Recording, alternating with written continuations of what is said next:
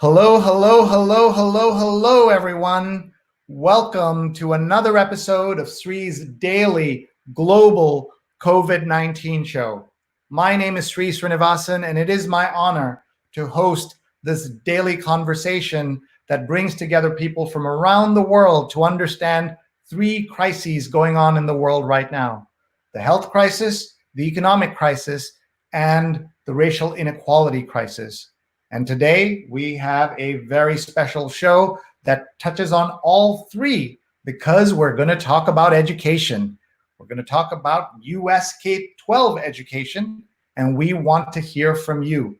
We have two fabulous guests with us here tonight. Professor Pawan Dhingra is here. He's from Amherst College, and he's the author of Hyper Education. And he's going to talk about his new book and all that it covers. It's called Hyper Education: Why Good Schools, Good Grades, and Good Behavior Are Not Enough. I know you're intrigued by that. And we're also joined by Alia Wong, journalist covering education, families, race, and gender. You'll meet them in a couple of minutes. They're busy right now sharing this on their platforms, and I hope you will too. Hi, everybody. I'm Sree, and I am live right now on Facebook, on Twitter, on YouTube, and on LinkedIn. You all know someone who's interested in K-12 education in the United States or anywhere in the world. Please tag them, please hit share, and please go onto Twitter and retweet. We want everybody to see this conversation. They can watch now or watch it later. And I'm the Marshall Loeb Visiting Professor of Digital Innovation at Stony Brook School of Journalism, and we've been having the show since lockdown. Today's episode number 120. And that means we've been on lockdown in New York for 120 days. That is an eternity, of course, as you all know. And we've gone through so much pain, not just in New York, but around the world. Have we learned anything at all? That's what we try to cover in this show. I'm so grateful to everyone who watches and contributes and talks and shares and brings up ideas. Let's tell you a little bit more about this show. We're brought to you with Scroll.in, which is one of India's leading news, culture, and information sites. And we have had more than 1 million viewers of our show. In just the first 100 episodes, we've had more than 200 guests. 124 of them have been women. And we've had speakers from 45 cities, 12 countries, doctors, nurses, CEOs, founders, teachers, professors. All of those folks are here, and we are so grateful to them. We're also grateful to our producers, Rose Horowitz and Vandana Menon. Please follow them at Rose Horowitz 31 and at Vandana_Menon. The only reason we're able to do this is because of all of you and because of our sponsors. So let's thank our sponsors. Rutgers Global Entrepreneurship Experience. It's a virtual teen camp. You want to attend this. If you have a teenager, you want him or her to attend this, globalentrepreneurshipexperience.org. Get 20% off with this code SREE. And please share this, take a screenshot, share it with your family and friends. We want them to know all about this. We're also grateful to Muckrack Academy for helping me put together Fundamentals of Social Media, a free certification course now available. mrac.co/social. mrac.co/social. I've had people around the world take this course. In fact, we've had more than 4,000 people take the course. So please share this with your friends and family right now. Any age, any background, anywhere in the world can participate. I promise you, you will learn a lot. I learned a lot putting it together. So last ad for you is from a show that I am pleased and honored to work on. It's called She's on Call, and a show where I'm not in front of the camera, but behind the camera as co-executive producer with two of my friends. Here's the show. It's called She's on Call. Hi, I'm Dr. Sujana Chandrasekhar. I'm an ear, nose, and throat surgeon in New York City and New Jersey. And I'm Dr. Marina Kurian. I'm a general surgeon in New York City area. We'd like to introduce you to our new show, She's on Call. We air live on social media platforms from 11 a.m. to noon every Sunday Eastern Time. We discuss the medical topics of the week. We have two great guests, experts in their field, that help us analyze and look at some of the topical issues of healthcare. And we are on 11 to 12, so please join us. We love to answer your questions, so please share and watch and send us your questions and comments. See you Sundays at 11.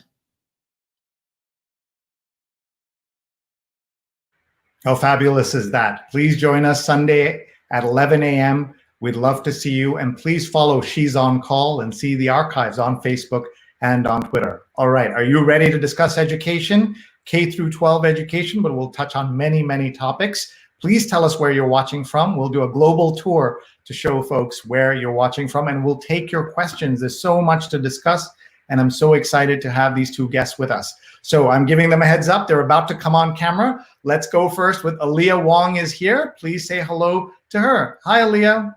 Hello, how are you? Great to have you here. Thanks for joining us. And we're also joined by Professor Pawan Dhingra. Hi, good to see you both. Good to see you. Thank you for being here. First question I ask everybody on this show. We'll start with Alia. How are you? Where are you? How's your family doing through this crisis? I appreciate that, and I know enough from your show to know that you're going to ask that question. I'm doing okay. As everyone has said, I'm hanging in there.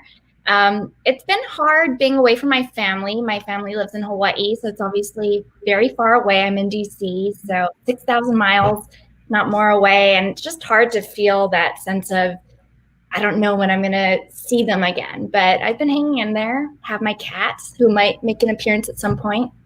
Yeah. Well, I'm glad everybody's okay, but I can't understand why you're not in Hawaii. Why not pandemic there? I know. It's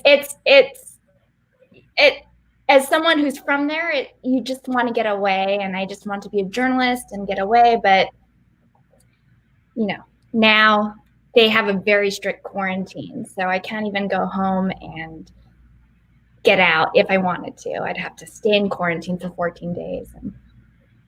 I understand. Let's go to Pawan. How are you, and where are you, Pawan? I'm also good. No complaints of any kind of meaningful variety. Right now I'm in Minneapolis, or right outside Minneapolis. Speaking of family, we drove from Western Massachusetts, where we normally live, out here to visit my wife's family, her mother and her sister and family.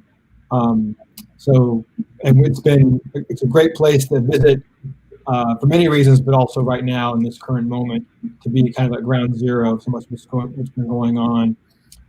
I had the opportunity to go to the George Floyd Memorial a few days ago, and if you haven't seen pictures of it, I encourage you to find them. And if you're in the area, I encourage you to see it.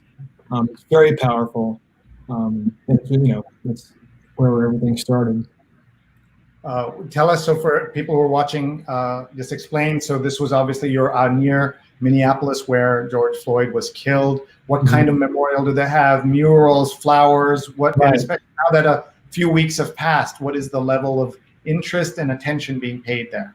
So the memorial itself is a makeshift memorial, but it's huge. There's flowers everywhere, as you mentioned. There's graffiti art. There's graffiti, and there's a lot of anti-Trump graffiti. There's anti-police references. There's a reference to the police union head here. Last name is Kroll. That's disparaging. But there's also a lot of festivity around it. There's a DJ playing when we were there, kind of a loud setup under a canopy. There's some vendors, people selling Black Lives Matters T-shirts and the like. When we walk towards the memorial, there's someone there to give you hand sanitizer if you want. It's just lined with art, flowers, sayings, and very empowering. It's a kind of strange, surreal combination of you're angry, you're sad, you're impassioned, you're somewhat celebratory in what's going on around you and the solidarity. So it's a special place. Thank you. Let's talk about your book so that people know why we're talking to a professor about K-12 education. And let's take a look at the book here. It's called Hyper Education: Why Good Schools, Good Grades, and Good Behavior Are Not Enough. And an up-close look at the education arms race of after-school learning, academic competitions, and the perceived failure of even our best schools to educate children. That's a very provocative way of looking at what's happening in this country. So let's talk about that right now. Tell us about the book, and we'll bring Alia in to give us her thoughts as well. And then we'll talk about what's happening in the larger space. And everybody who's watching, tell us where you're watching from. Tell us how your kids adjusted to the pandemic. And also, if you have any questions for our two experts on schools, K-12 education, and affiliated subjects. So let's go to Pawan. Thank you, Sree. So, there's a growing trend right now of families who are in, very good school districts whose kids are doing just fine in school, third graders, kindergartners, eighth graders, and they're saying, I still want more education for my kids. Somehow they don't trust the school to properly educate their kids, even when they're in districts that we have a very strong reputation and are well ranked. So they're seeking education outside of school. This is a growing trend. Some of these tutoring companies you may have heard of, like Kumon and Mathnasium, are some of the fastest growing companies in the country. And what the concern here around this is that as more families do this, they're widening the educational gap between those who do and those who don't.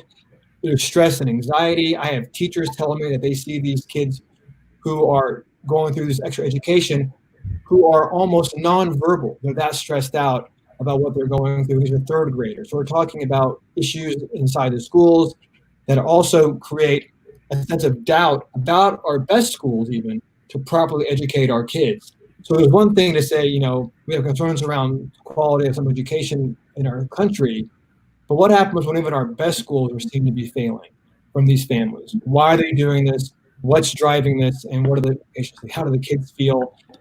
That's one of the major themes that the book tackles. And what has been the reception to the book? I know it just came out. So it just came out, but it's been really excellent. Share it in different audiences. It's been reviewed well by Library Journal. There's other reviews coming out, I've heard. It's been getting attention on AR and other spaces, which I'm really pleased by. And what I most care about is that, I think it pertains to our current moment, and we can talk about this later in the show, but how this COVID moment is actually making this trend. We may be having Wi-Fi issues, so let's go to Alia to respond to just the title of this book. Alia, what do you think of it, and what about the issues it raises? I mean, I think the title really defines this moment. I think there's this rush to enrich students' lives, and that's largely from affluent families who understandably want to give their kids a leg up. They want to advance their kids' prospects, but at the same time, we're seeing inequality widen, and it's not for the fault of any given parent or any given family. It's just this system that is set up to promote inequality. And I think the COVID-19 pandemic is really shining a bright light on this. I've spoken with Pawan about how this is manifesting itself, and students are really, to what Pawan was alluding to, they're really affluent families are really flocking to tutoring, things like Kumon and enrichment to sort of offset the COVID slide.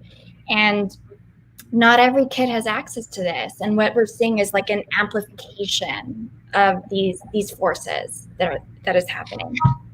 Yeah, and that's certainly one of the things. So, the way you folks are describing it, like this is an issue or a problem, many Indian parents and Asian parents listening are like, wait a minute, that's what you're supposed to do, aren't you? So I think we all have the three of us have Asian backgrounds, so we understand the stereotype of Asian parents, immigrant parents, non-immigrant parents who just want to give their kids the very best. What's wrong with that, Pawan, if they do that? Why are you calling that out? I'm glad you brought this up, because there's the tiger parent type is a stereotype, but it's true. A lot of Asian parents, including Indian parents, think doubling down on education is not just a good idea, it's almost a necessary approach to parenting. And there's a lot of value to that in many ways. So what's the problem with that, right? Well, the problems can be that we're seeing a lot of mental health concerns around youth. I'm not just talking college students or high school students, I'm talking about second graders. And schools see this and experts see this. The other issue is that parents believe that they're in a sense of competition with others. And it's a kind of winner takes all approach, which they kind of grew up with in their homeland, which has helped them migrate here by doing so well in school.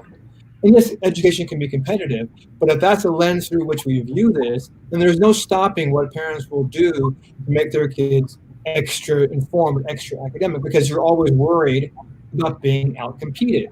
So the better approach, right, is to care about education, obviously, but then to realize that kids need to be nurtured in ways that speak to their interests and where they're coming from, while being mindful of some of the challenges that Asian Americans have at the same time.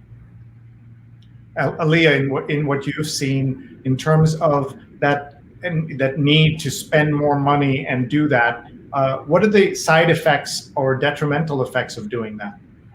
I think it really encourages, especially Asian American students or students who are from backgrounds that are stereotyped as being privileged or having some sort of advantage in the admissions process. It forces them to sort of negate their identities and to maybe subvert what they're interested in their essays, or to pursue activities they wouldn't be interested in otherwise. I've interviewed so many Asian American students and students in general who have been told by their admissions counselors, you know, don't pursue a certain activity or don't write about yourself a certain way just because that is what the admissions counselors expect you to be.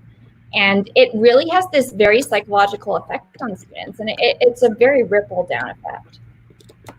And that's something that we should all care about, right? And that's why you're thinking about it. Let's do what we call a global tour. We're going to react to people's comments. They also tell us where they're watching from. So if you have any reactions, if you've been to any of these towns they're watching from, or you know people there, or you know any of these people, please do say hi to them, Alia and Pawan, and everybody watching. Please hit share. What an important conversation about the future of K-12 education. We will also talk about what is happening with reopening of schools, which is obviously a big deal. And let's go and take this tour. First, Jonathan Borstein is watching. Hello from Union Square, around the corner from Grace Church School. And he's in New York. Have you both been to New York, obviously? What is one meal that you remember in New York? Let me ask each of you that, or a favorite restaurant.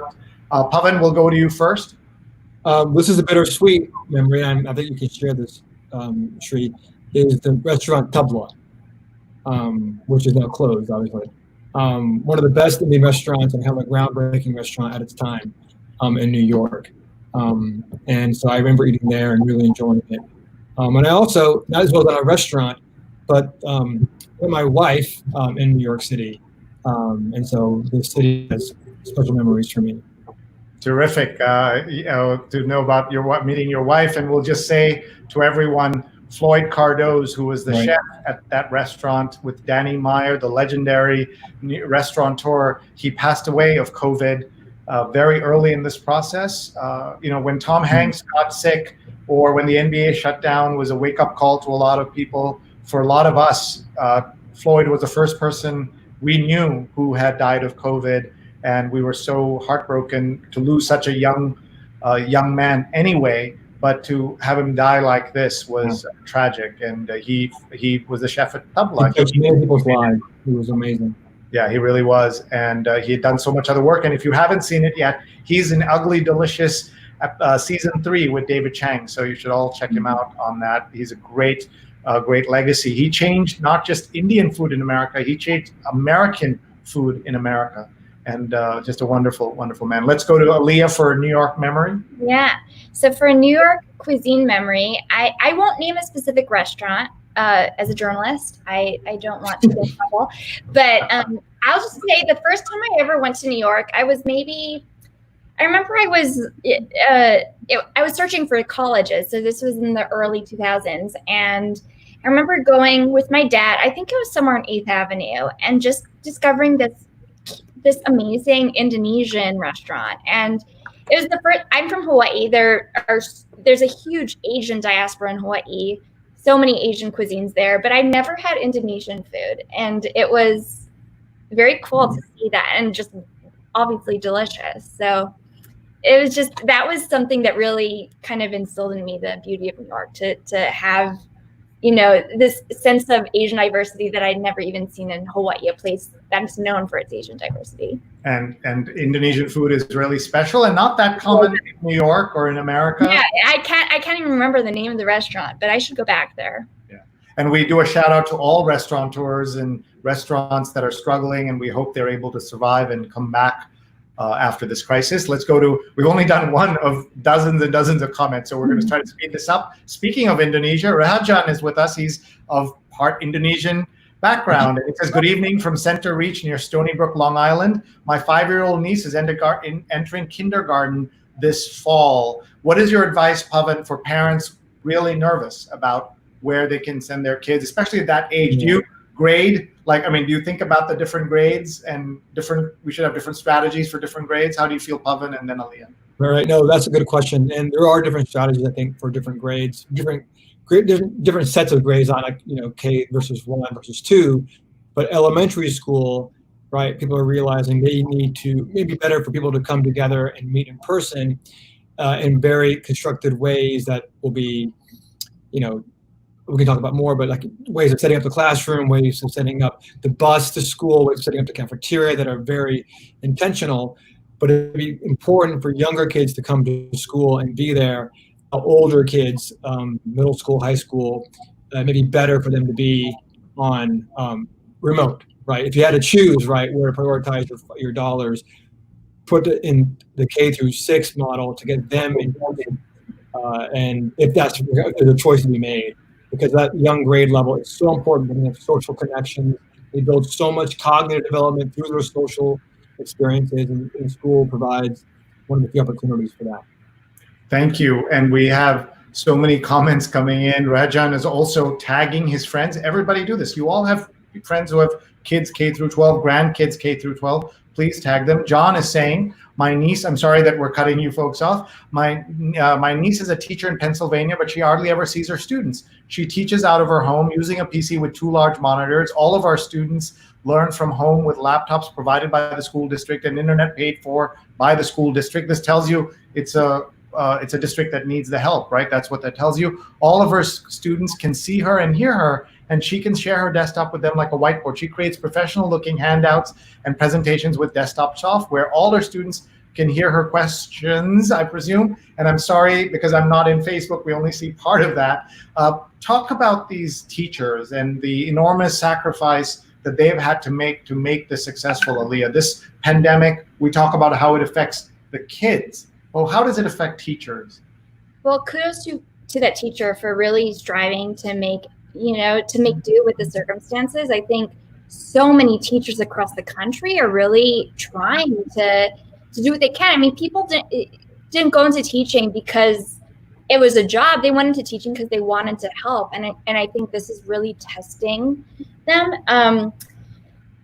I think so. What we do see is this huge generation of teachers that are leaving the force because they're of retiring age or because they're just older and can't do the job anymore. And so there are a lot of vulnerable aged teachers out there, and they are unable to really serve their students in a way that is needed right now. I think, situations like that in Florida where they're deciding sort of top down to send their teachers back to schools, regardless of whether they can or want to, I think that's really problematic. In Florida where they're deciding sort of top down. Yeah, and yeah, I think it's just a really troublesome situation for teachers. And I think that goes through the college level. I've spoken with a lot of professors that are worried about their students being super spreaders and not following the sort of behavioral norms that are expected of them. So it's a really, Pawan is nodding right now. I think that's a demographic that really isn't thought of in thinking about school reopenings and college reopenings. Yeah. And folks, I want to say that we want you to follow these 2 great writers and experts. Alia Wong is at Alia Emily, and Professor Dhingra is at PH Dhingra 1. I like to think of it as PhD 1, PH Dhingra 1. I had a small typo in my original tweet, so we'll do another one. But everyone, please follow both of them and learn more from them because they're sharing so much great content. I know, Pawan, you wanted to say something.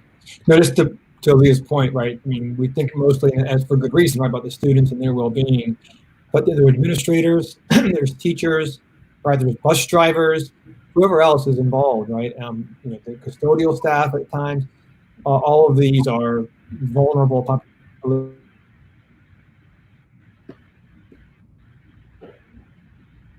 I think there's some tech issues with Pawan, so Alia will just, oh, he's back. I think he's back. There he is. Oh, no, he's not. Sorry. This is fun with the internet. And this is sort of like being in school, right? We see. Yeah. Yeah. The sort of, older generations, they're the ones that are running schools, and they're very vulnerable, and they're not being listened to right now. So I think it's really important that we listen to their input and really are flexible in response to what they say is needed. And thank you for that. Let's keep going and let's see what are some of the comments coming back to us from here. So many people you got 5 thumbs up. I think that's pretty good. Carla Platter's watching from Florida, and Peg is tagging a bunch of folks and saying she's from Santa Cruz. And Compassion for Animals also said you good vibes, which is great. Cool. And Courtney says logging in from the Southwest, and she's in Arizona, another hot spot. So we've got Florida and Arizona cheering for all of you. Hope you guys will be okay. Joe Arpaio is watching from right outside Atlanta, and Roberta is watching from Richmond, Virginia, and my mom's watching from Kerala. Have you both been to India? I know Pawan has. Yeah, not Kerala though. Well, okay. Pawan has been to India. I've been to India, not to Kerala. So okay. I look forward to going there, and it's beautiful, obviously. Yeah, we call it God's own country. So hi, Amma, love you. Great to see that you're watching. Mm-hmm. And look at this. Joe says in their area, school's going to begin in early August. So that's really tight, right? There was a time, I think, all over the country when schools used to open like after Labor Day, the summer you had off. Mm-hmm. And then some parts of the country are just start earlier than other places. And I don't know if you have a thought on that. And I'd like to ask each of you, because we have a friend watching from Vegas, Apollo, something you can tell us about a trip to Vegas that is okay for public consumption. So Alia, we'll start with you.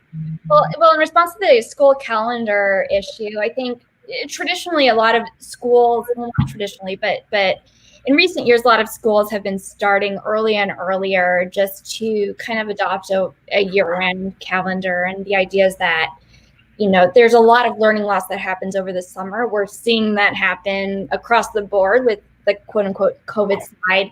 But a lot of, there's a good intention to that, to starting the schools earlier. Now, obviously that question has changed. There's a different set of circumstances that presents, and it's very, very local in terms of what the best practices are. I think obviously in Florida, that's very controversial, and another place that might be, a place like Hawaii, where I'm from, that might be a little different. But there, starting the school year has become very political, and I think, or when the school year starts, and I think that it really reflected this larger issue of like how schools are politicized, and they're used as a pawn in political fights. And we certainly see that. I noticed that Alia dodged my question about anything she could tell us about Vegas. Yeah, I can't. I've only been to Vegas for conferences. The only time I went to Vegas for luxury was when I was like 10, so I couldn't gamble or drink. So I don't really know much about Vegas. All right, so Pawan, make up a good story for us, please.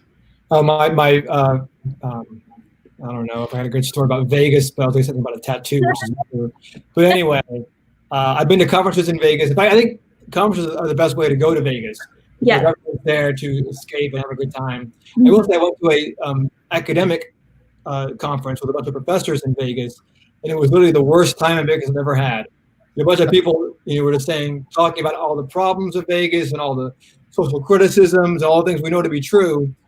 But you want to also have some fun when you're there, and I couldn't have any fun because everyone there was, for a good reason, being hypercritical of, water issues and this and that and all the things that, we are, we're aware of. So don't go to Vegas with people who don't want to have fun in Vegas. That's my number one. Don't go with me. Don't go, I guess not. Oh, by the way, look who's here. Tara is visiting. Tara, say hi. Tara. She doesn't look very interested in participating. No, because she's worried that we treat her. We are Indian parents, so we want her to perform. We want her to be the best dog she can be. Get a good ACT score. Exactly, and we want to see how her development is and how she compares to other folks. That's just the Asian. Just get her into Kumon or school. I think that'd be great. I just want to say that we talk about very serious issues on the show, but we have to laugh because otherwise, I say we would all be crying all day if we just looked at the headlines. It's so tragic what's happening in this country, and just so unacceptable. Joe, look at Joe says we have a marvelous school district in Forsyth County in Georgia. Terrific special education departments, and let's spend a minute on special ed if we could. I'd like both of you to just reflect on this country with all its problems and everything. I think the amount of emphasis, money, and expertise they pour into special ed is a model for many parts of the world, isn't it? Leah, go ahead. Yeah, no, I do think it's a model. I do think that has obviously come into question recently because so much of special ed is in person. It requires that interpersonal dynamic. It requires that one-on-one attention. And so I think actually special education parents and students have really been struggling right now. And they feel like they don't get a lot of attention. I don't know what your experience has been, Pawan, but that's my impression. I haven't done direct reporting on this issue, although it's definitely on my radar. Yeah, I agree. I think that, both are true. Special ed has been, I think, a real strength in American education compared to other systems. There's been a lot of attention to this for good reason. And yet they're the most vulnerable population right now in this COVID moment with remote learning, lacking access to one-on-one attention. And of course you can do things around this, right? So it's not like it's, either you're fully entrenched or you're not, but these are the students who have to get the most attention sometimes in this moment. And that's hard, right? It comes back to finances, it comes back to personnel. And the digital divide is also part of this. I think 1 in 5 of our families report that their kids can't do homework digitally because they don't have access to reliable internet. And one thing quickly about that is, it's not like that 1 in 5 is just, interspersed throughout the country everywhere, so that every 5 students, every 5th student lacks internet. They're clustered in areas, right? So you have certain neighborhoods or districts, a disproportionate share of students who don't have access to quality internet, reliable internet, and you couple that maybe with some special ed concerns, and you have real challenges that need really concerted attention by our school officials and by others. Otherwise, you could really just imagine losing like a whole year of education with this for young kids is traumatic. Thank you. We're just going to pick up 2 comments about Vegas, and then we'll move on from this. Here's a fun, or at least a lighthearted, if you're a thinking person, it's smart to keep your wits in Vegas, too much to catch your eye. And then going up here, he also says, Apollo does, Nevada has one of the worst school districts in the nation. There's so many bail bondsmen here, among other things, that kind of a definition of how you think about schooling. So thank you. Sudha Acharya is watching, and she says, hi, Sree, very timely discussion. Sudha is an incredible do-gooder and nonprofit leader in the South Asian community and the New York community, and the work that she does is amazing. Sudha, I want you to be on our show in the weeks ahead, so please be in touch. By the way, you both now have an invitation to Kerala from Ashok. He has invited both of you to go afterwards, so keep in touch. And he's sharing disturbing news out of Kerala. 66 children have committed suicide since March 25th due to various reasons, thinking about the future of their life and education. Kerala, as we were praising it, God's own country, beautiful state, but is lots of problems there. Even though it has 100% literacy, it has had for decades lots of lack of opportunity, and so people travel abroad and lots of pressure is put on young kids. It's a densely populated state, and we see suicide, we see very high levels of alcoholism, things like that. So just very disturbing to hear that, and maybe some of this is made worse during a difficult time. I think we see a lot of that. We're looking for more comments here. Sudha Parekh, different Sudha, is watching. She is watching from Hastings-on-Hudson, and I know Pawan met Sudha's son, Neil Parekh, who works with me on the New York Times Read Along every Sunday morning, 8:30 a.m. Eastern Time. We read the Sunday New York Times, sort of like crazy people on Facebook Live. 5 years we've been doing that, and Pawan was a star on our show just a couple of weeks ago, and we learned a lot and shared a lot about the book and more with a slightly different audience, but people who celebrate and love print. Mark is watching from Durham, North Carolina. Have you folks been? I've been once, yeah. Okay. I've not been to Durham, North Carolina. And there's so much education there, and wonderful research triangle, so much going on there. And Ashok is saying that Kerala is getting hot with positive cases crossing 300 for the past 2 days.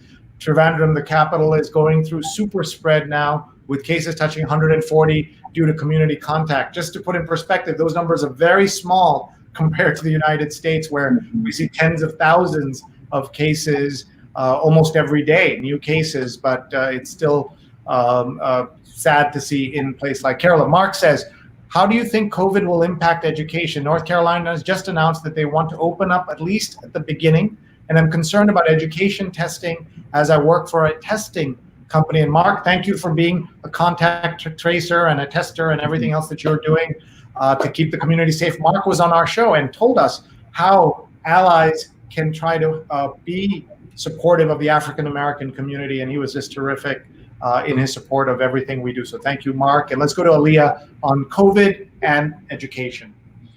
I mean, I wish I could be optimistic about the future of COVID as it impacts schools.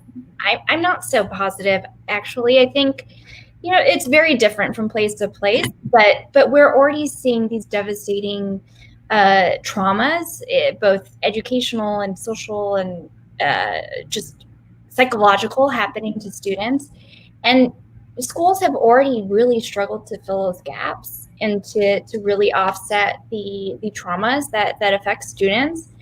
And now we're seeing them, those kinds of traumas or just these weaknesses affect a broader swath of students. And for schools to be able to offset that, they just don't have the funding, the resources, the capacity to really do that. I mean, I wish I could say I was optimistic, but I'm honestly quite scared. I'll pick up on that. I won't echo. I won't repeat what Alia said. I echo it, but I won't repeat it. And I'll add something else, which is that, right? We're in a moment now where city officials and superintendents are saying, should we reimagine education? Should we think about this as an opportunity to do things differently, make it much more digital, much more tech oriented? And obviously, tech has a major place in education, but at the same time, there's a lot of concerns around thinking that we can reimagine education with a tech model, because there's so much that would get lost in the process. And we need to be careful not to see this as an opportunity to do things drastically different than what we've done. Obviously, education needs to be addressed, and there's problems with education before COVID, they'll persist after COVID. But the answer is not necessarily through a laptop or a tablet, right? We have to understand how to use these as tools. But oftentimes when we think about them as opportunities or thinking about technology as a fix, right, we then conform to what technology allows us to do rather than ask what do we want technology to do for us. And I've seen or read about governors, trying to reimagine things that may be really problematic. And so, to echo what Alia just ended with, we have to ask, how are teachers experiencing this? What do teachers want to see happen? And we often forget about them as we talk about reimagining education, which is unfortunate, because they really are the ones in the front lines who can guide us through this. And my follow-up point is that, like, I've been interviewing students and teachers, and the remote education is not working for anyone. It's not working for disadvantaged students. It's not working for high-achieving students. High-achieving students feel like they're not being able to prove themselves in the classroom. the middle tier students aren't able to really engage with the content. The underperforming students aren't either. So it's this whole system of students that are struggling in their own ways. It's just not working for students or teachers. Or teachers. So I'm always looking for what I call kind of the tweets of the pandemic, like the significant, memorable milestone tweets, and there's so many, but I want to show you one that I saw very early, and I'd like to get your comments on it. And this is Shonda Rhimes, who said, been homeschooling a 6-year-old and an 8-year-old for 1 hour and 11 minutes. Teachers deserve to make $1 billion a year or a week.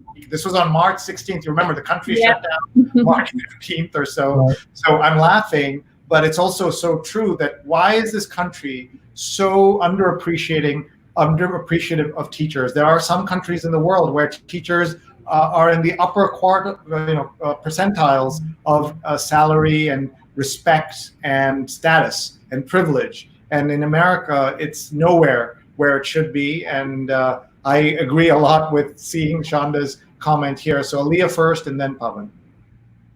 I mean, this is one of the biggest issues, in my opinion, of education. I think it's incredibly sad. It's a vicious cycle.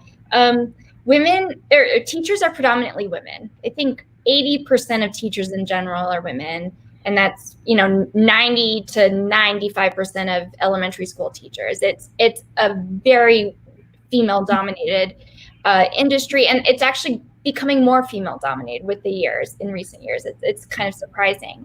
And so that's not to say that that's why they get paid less or appreciated less, but women go into it because it is a field that they can go into. And then it becomes this vicious cycle, because then they're just not appreciated as much. Then they're seen as people who don't have to work summers, which is not true. They're seen as people who only have to work 8 to 2 or whatever. And that's not true either. They're working until 10. And it's a very underappreciated field. And then you just don't get people going into education schools or going into teaching degrees because they don't see it as very lucrative.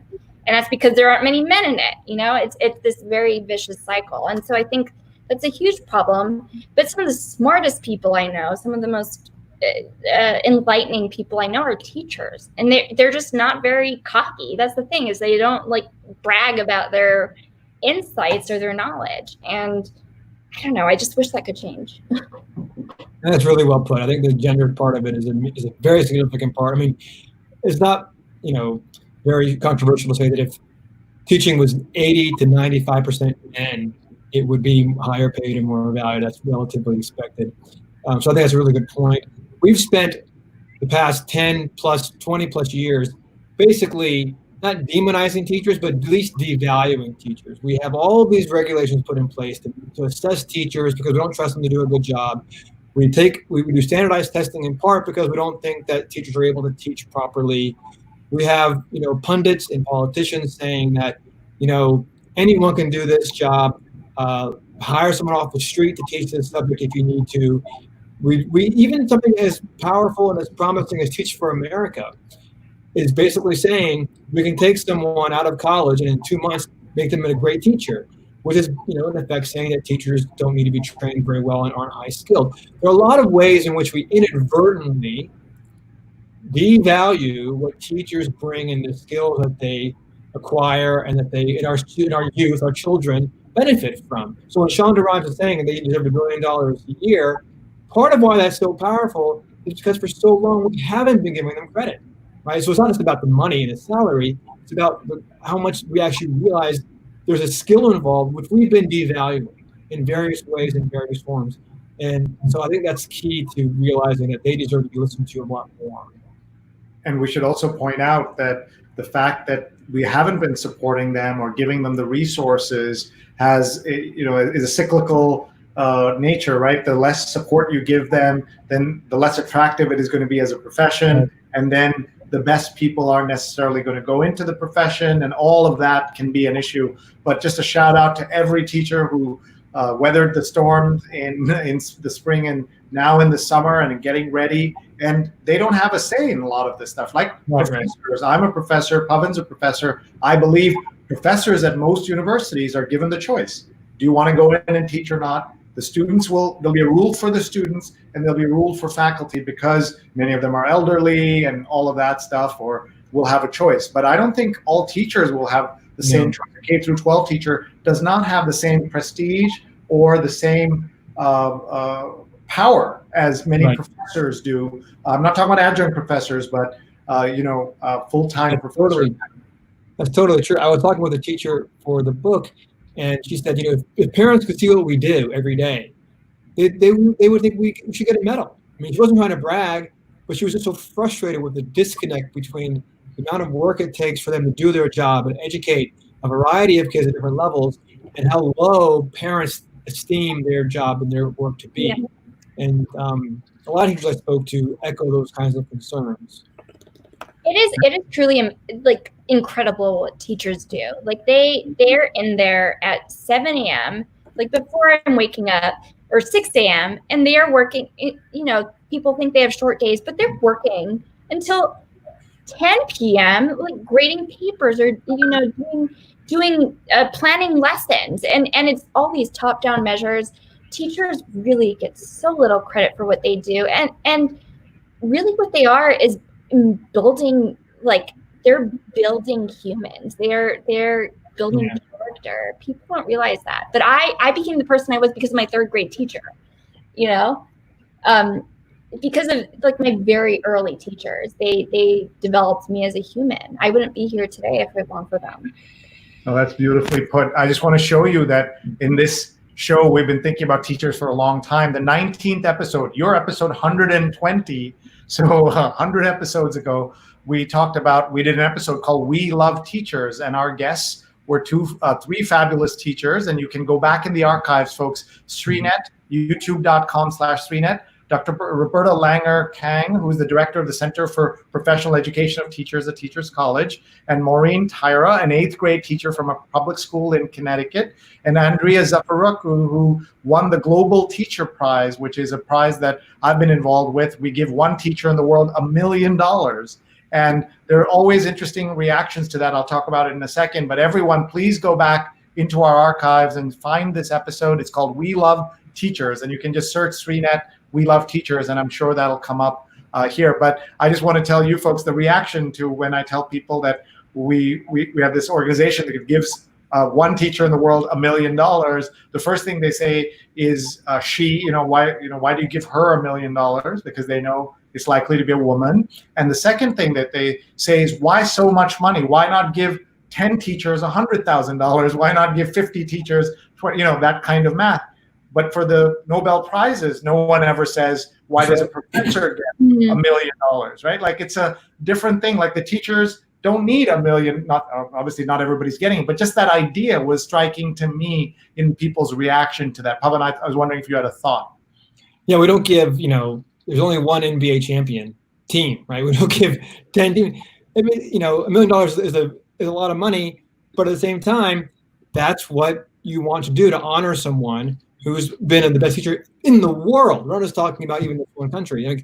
I studied the Scripps National Spelling Bee a lot, and a lot of it is in the book, and a lot of Indian families who do it. And the winner gets $10,000 or $50,000, right? I mean, we don't give 20 kids $1,000, and no one complains about that. And so yeah, and so there's something I think about teachers. All right, let's keep going, folks. Can you believe we only have 12 minutes left? We've gotten the time's really flying here. Rebecca is watching from New York City. 4 kids, wow, ages 13 to 20. My kids go or went to independent schools. 3 will be in college this fall. Good luck, ma'am, and God bless. Courtney says, I'm concerned about the emphasis on after-school activities. It feels like children have to develop professional resumes before graduating. And I just saw the movie Race to Nowhere, the dark side of America's achievement culture. So it may be a good companion to your book.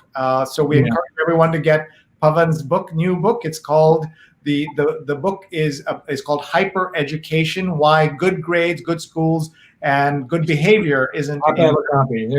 Let's hold it up. Hold on. This is. For a second. I won't dwell on it. There you go. No, I'll dwell on it. That's good. There you go. That's nice. And okay, here's a provocative statement, and I'd like both of you to respond. All children should be homeschooled, period. Alia, go ahead. I'll let you start. No. I disagree with that. I do have a provocative idea that I think I do challenge the idea of private schools. I think there is this very tiered educational culture in this country. I myself went to a private school. I went to Punahou, which is where Obama went. That's I was going to say that's the only school I've heard of in Hawaii. So yeah. So I always say, we didn't go to school together, but we were a few years apart. That actually kind of made me very skeptical. My own experience and my realization of the privileges that gave me, as someone who wasn't any more qualified than one of my friends who went to public school, really made me realize that there is this very, very, even though we have a common school system, there's this very tiered system of education. And I think homeschooling is a part of that. I do think there's value in having a very customized approach to education, but I do question the idea of trying to withdraw a child from the school system for the purpose of negating that system, if that makes sense. Yeah, I think homeschooling is, I'm not saying no one should be homeschooled. I'm not taking a position like that, but I wouldn't echo the idea that everyone should be. I mean, homeschooling traditionally has been done by two major groups, right? Families who are religiously conservative and don't believe the school system teaches the values they believe, or those who are almost the opposite, are quite liberal, like very, very liberal, and don't trust. We want to be able to homeschool their kids with still different kind of values. So it's been kind of a value-based reason why you choose to homeschool, rather than this school is not good, educating my kid, the quality is bad, and that's why I homeschool. We're seeing more of that, and it's a growing trend, but traditionally it's been about values, that you don't think your values don't align with the school's values, and you want to educate your kid in a religious or political fashion that's different.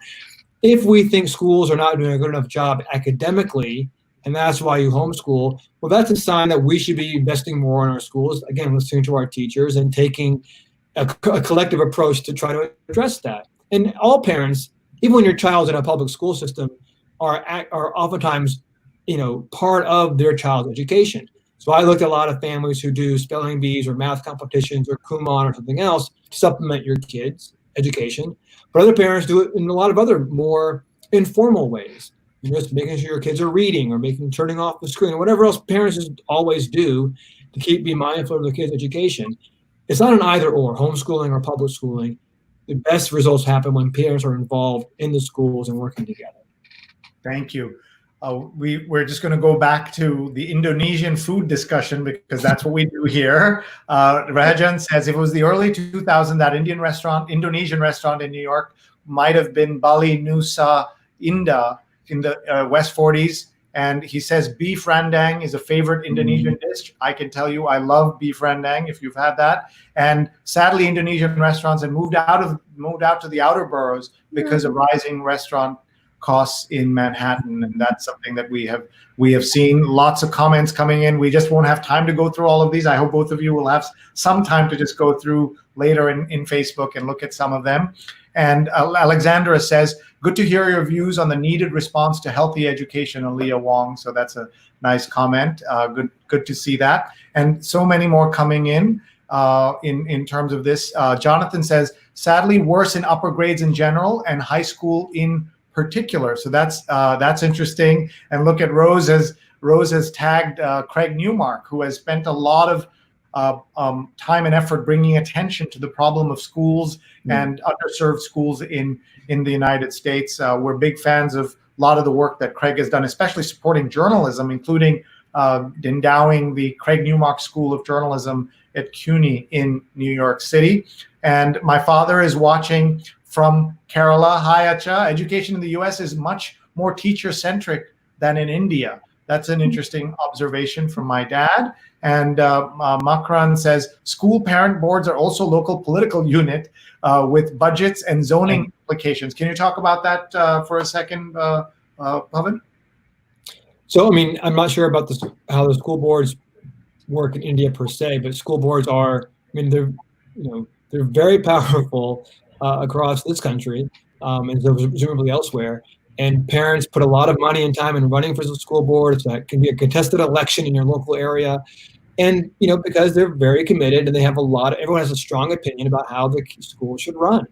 And, for better than worse reasons, local districts have a good amount of control over, not necessarily the core curriculum, but, teaching decisions, extracurricular efforts and the like. So school boards are a really significant aspect of everyone's kind of educational experience. So they become highly contested elections, very politicized. A lot of money goes into these. Neighbors fight against neighbors. It can be really intense. Here, Vandana has put in a link to your book, and Courtney, published by NYU Press. And Courtney says, definitely interested in the book. Thanks for the link. Okay, provocative question to both of you. Charter schools. Go ahead, Pawan. Okay, so charter schools, in theory, are actually quite nice in the sense that they give schools, smaller schools, an opportunity to experiment with different kinds of teaching methods or pedagogies or other kinds of innovations, and that can be great. There should be spaces in our education system to try new things that we can then learn from and replicate, or if they're working. The problem becomes when charter schools are seen as solutions to public schools. They get to choose who gets to attend, and they're not public in the kind of in the meaningful sense of the term, but they still get public money. And so the way in which we use charter schools is a problem, but the idea of charter schools inherently is not necessarily problematic. Okay, Alia. I just echo Pawan's point. I think it's become such a false dichotomy that you're either for charter schools or against them. I think there are some charter school networks that are problematic, but I started my journalism career in Hawaii. I moved back to Hawaii after college. That's where I began reporting on education, and that's where I started reporting on charter schools. And a lot of the charter schools I reported on there were Hawaiian immersion charter schools. These were charter schools that taught exclusively in the Hawaiian language or taught using the Hawaiian culture. And so that really kind of forged my sense of what charter schools are. And they're a way that, like Pawan was alluding, they're a way of really approaching education through a different lens. They shouldn't be trying to subvert the public education system, but trying to offer a different means of educating. Thank you. With homeschooling and remote school, what does long-term skills benchmark look like? Asks Rabia Garib. We'll start with Pawan and go to Alia. Long-term skills benchmark, I think what the question is trying to get at, what kind of skills can we imagine instilling into our students if we're doing remote learning, right? That's a real question. I really appreciate that question, because there will be skills that are lost, or at least not as well practiced, because we're doing remote learning rather than in person. There's a lot we gain, not just social skills, but cognitive skills and academic skills we gain from being in a classroom together. It's hard to calculate that or enumerate what gets lost, but it's fair to say that it's there. So I think I don't know how to answer the question besides recognizing the significance of the question. And before I turn over to Alia, I just want to say for viewers who aren't familiar with Alia's work, please Google it. There's so much you can learn about education in America from reading her reporting. Oh, thank you. I should have let you do the awe. So your thoughts on what are the things that you would want to make sure children leave the 12th grade with? I'm definitely not a pedagogical expert or teacher. I cover them, and that's why I appreciate them. But I will say that I think, and this was lacking even before the pandemic, but just civic skills, a sense of responsibility, a sense of character. I think, there's a lot of concern about students who are going into college about, their negligence about certain public health practices. And I'm not going to say whether that's, stereotype or true, but I think there is truly a sort of degrading sense of sort of responsibility and purpose among students. And that's not because they're bad people. It's because they're not being taught those skills, and they are skills in school, and those skills need to be taught from an early age. And those are skills that don't need a curriculum necessarily, or, you know, a long division technique, or you know, a technique for diagramming a reading passage. They're just skills that a parent should or can know and can instill in their children. Can I add quickly to that if we have time? Really fast. I think it's a brilliant answer, and it reminded me of something that one thing I think we've learned in this COVID moment is the significance of compassion and creativity, right? I mean, the whole idea of wearing a mask is about compassion for others and caring for others.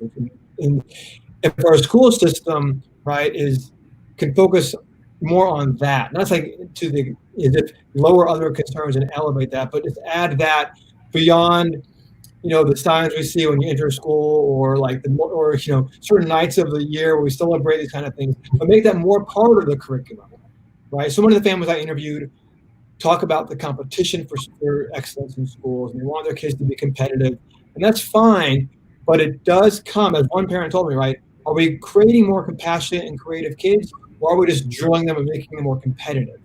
And that can be an either or, if we focus only on one thing, and that's the most significant. I think what this COVID moment is telling us, what Alia helped me, you know, bring out, is the significance of compassion, of creativity, of solidarity.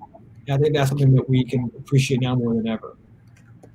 Well, thank you. Let's look at a couple of quick questions, and then we'll have time for some final thoughts. Mark says, we have two great charter schools that I'm a fan of, but not everyone likes them. They're Afrocentric, Saint Saya Academy maybe, and Durham Nativity School. And that's what we're seeing, a lot of emphasis put on charter schools in certain communities. And that's where some of the discussion is. And Diana says, I've worked in charter schools, public schools, and private charter schools that serve low-income BIPOC communities in this country do not perform better than public, but they're often corrupt and drain money from public schools. Plus, it's a 12-hour workday because of bureaucracy, and there's not enough time to actually connect with the kids. Not a great situation. Leah, your thoughts, and then we'll go to Pawan on this. I mean, I think there is a challenge, right, in charter schools being just charter environments, and just places where there are greater expectations placed on people. And there are, you know, the notion of schools that are sort of culturally specific is also controversial, but all schools are controversial in their own way, shape, and form, and all schools are hard in their own way, shape, and form.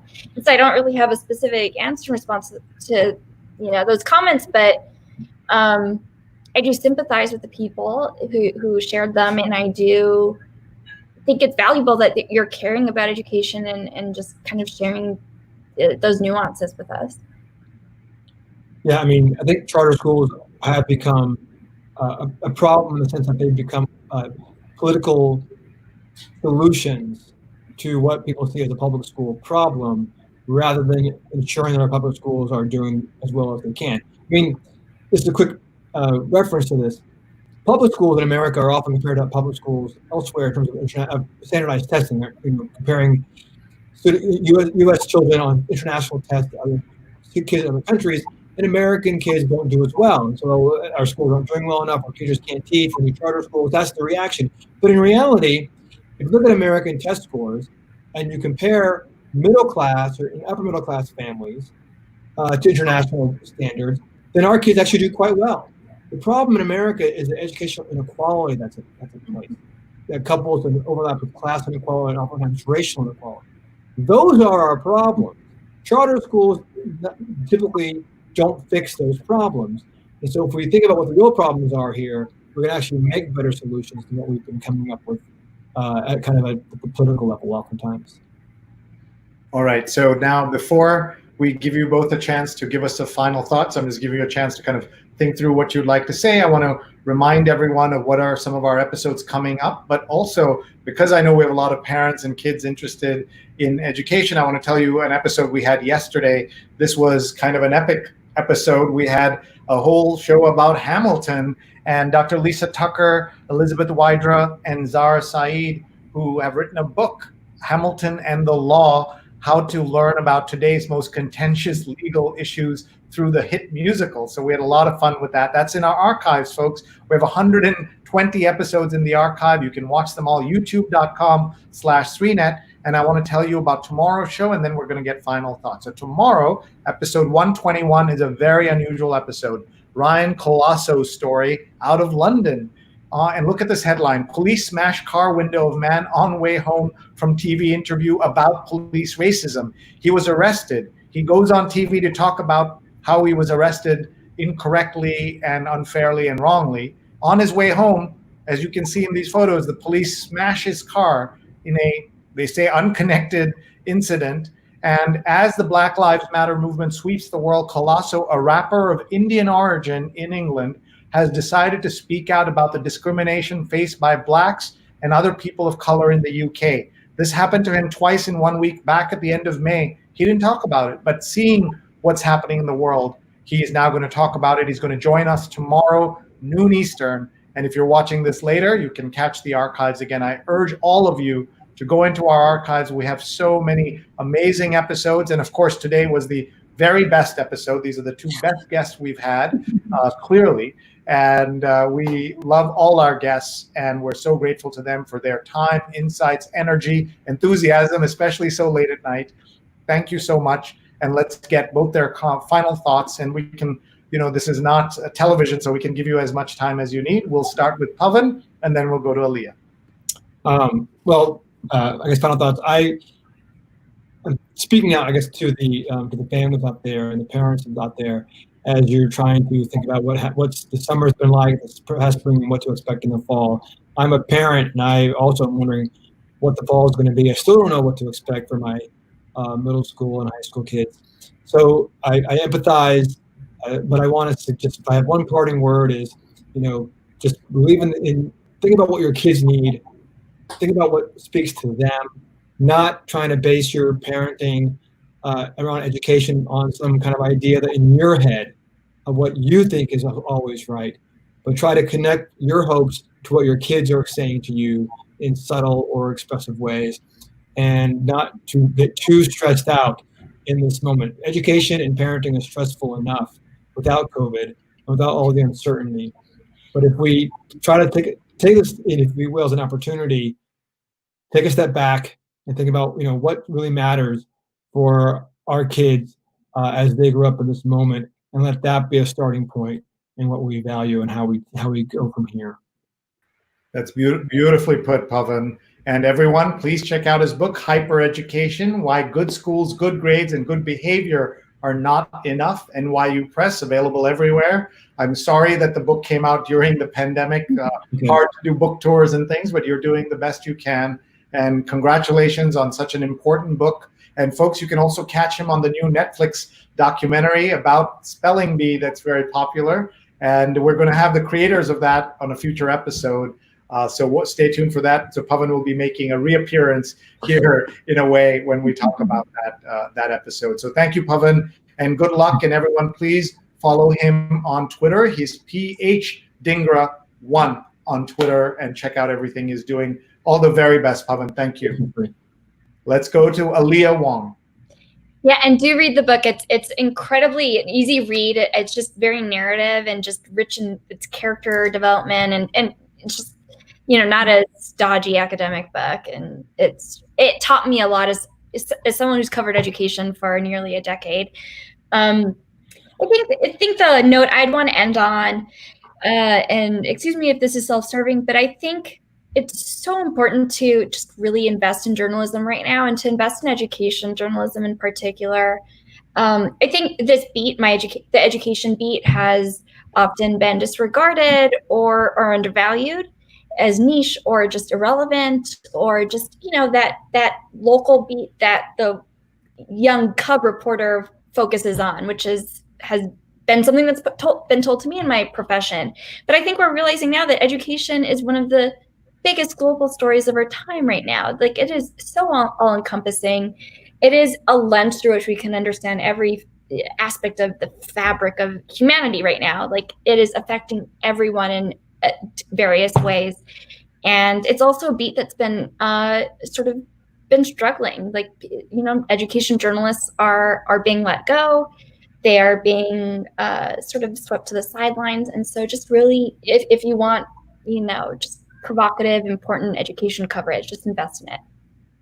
Thank you. And you've set the way and shown the way for so many people. Alia Wong is an education journalist, and she's at Alia Emily on Twitter. I think we all now can guess your middle name. And that's just a couple more comments. Stefan says, it pains me to think my son has missed most of 7th grade and may very well end up missing 8th grade, but his health and safety is priority number 1, as is the safety and wellness of his classmates and teachers. Makran says, Pawan, compassion, competition, you got me thinking. Thanks. And that's what we try to do on this show, get you thinking. And Jonathan says, instructive program, thank you, but now I want some beef rendang. So we love that comment. And so many other folks commenting and posting in here. And Serial Liker, I guess he or she likes cereal. And that was very insightful. Thank you all. If you're all watching this, folks, for the first time, we're here every single day, sometimes at night, sometimes at lunchtime at noon Eastern, but we're in the archives and we hope you'll watch. Rajan says, thank you, Pawan and Alia, and not least, thank you, Sree, Rose, and Vandana. Thank you for saying that. We also, Mark says, sadly, that we have another another can't breathe case. It was December, and it was actually in a prison, and now law enforcement in the prison system is being held accountable. And so that was very, very important to know. One of the things that we do on the show after we let our guests go is we say their names, because the great Professor Kimberly Crenshaw, who coined the term intersectionality, she was on one of my shows, and I said, what can we as allies do for the Black community? And she said, say her name, say their name. So I've been doing that every single day on the show since then, and I will do it now, but I will say goodbye to our wonderful guests. Thank you very much, Pawan. Good luck with everything. And what, are you back online, or are you going to teach? How are you teaching in the fall at Amherst? It's going to be kind of a mix, yeah. But some students are coming in, some will be remote, and it's like a lot of places, putting things together based on what fits our local circumstances. Okay, and Diana says thanks, and Rajan has a beef rendang recipe we can all work on, I guess. If we. And Apollo says, thank you all for such a great show. So thank you both, Alia and Pawan. Thanks very much. Bye, Pawan, and bye, Alia. Thank you. And thank you all for watching. And now let's say their names, as we have been doing. And you understand that this is something that we have been, we're honored to do this on the show. We consider it an opportunity for us to all think about victims of violence everywhere. And we use this portrait, an image from Time magazine, the cover of Time magazine, of a child taken away from his mother or her mother, and on the right, a photo that most of you have not seen before. It ran in Time magazine, a young George Floyd with his mother, and she would die 2 years before he would be killed in Minneapolis, the town where Pawan was, and she and he are now buried next to each other. Just a tragic story in so many ways. And let's now say their names. Trayvon Martin, Yvette Smith, Eric Garner, Michael Brown, Laquan McDonald, Tanisha Anderson, Akai Gurley, Tamir Rice, Jerame Reed, Natasha McKenna, Eric Harris, Walter Scott, Freddie Gray, William Chapman, Sandra Bland, Darius Stewart, Samuel DuBose, Janet Wilson, Kaylin Rockmore, Alton Sterling, Philando Castile, Joseph Mann, Terrence Crutcher, Chad Robertson, Jordan Edwards, Aaron Bailey, Stefan Clark, Danny Ray Thomas, Antoine Rose, Botham Jean, Atatiana Jefferson, Michael Dean, Ahmaud Arbery, Breonna Taylor, and George Floyd. And to that list, we must add Rayshard Brooks, who was shot and killed 2 or 3 weeks ago on camera after that 40-minute encounter with the police. He was asleep in his car, having passed out, and we saw what happened there. And to that list, we must add the story of a young man who died in police custody. He was a guest. His brother was a guest on our show. And Ryan Budhu says that his older brother, Ravi, at the age of 32, died in police custody after being arrested on a non-violent offense. You can read his op-ed in USA Today, bit.ly/Ryan op-ed. And I think you can understand the story after reading that. And we think about all of these issues on this show. Thank you all for watching. We now have to once again quickly just thank our sponsors. Please follow us. Follow me on Twitter @Sree and follow our YouTube channel. Subscribe, SreeNet, and you'll get an alert when we are live. And let's just thank our sponsors very, very quickly here. We want to thank Rutgers Global Entrepreneurship Experience.org. Get 20% off their virtual teen camp, which starts next week. And there are 2 separate weeks and duplicative weeks, so only one that you need send your teenager to. Google, Facebook, Angie's List, great speakers, plus me. And so your teen can skip my sessions and attend the other ones. And we also want to thank Muckrack for making it possible for me to do a free Fundamentals of Social Media course for journalists, PR pros, and everyone. Free certification now available, mrac.co/social, mrac.co/social. More than 4,000 people have signed up.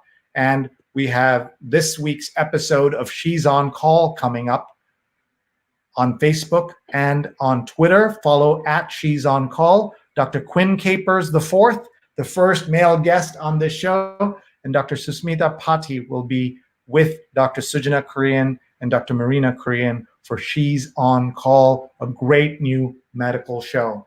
Please email me, sree@sree.net, if you have feedback, questions, comments, anything at all. We love hearing from you, and we want to just see a couple of last comments that have come in.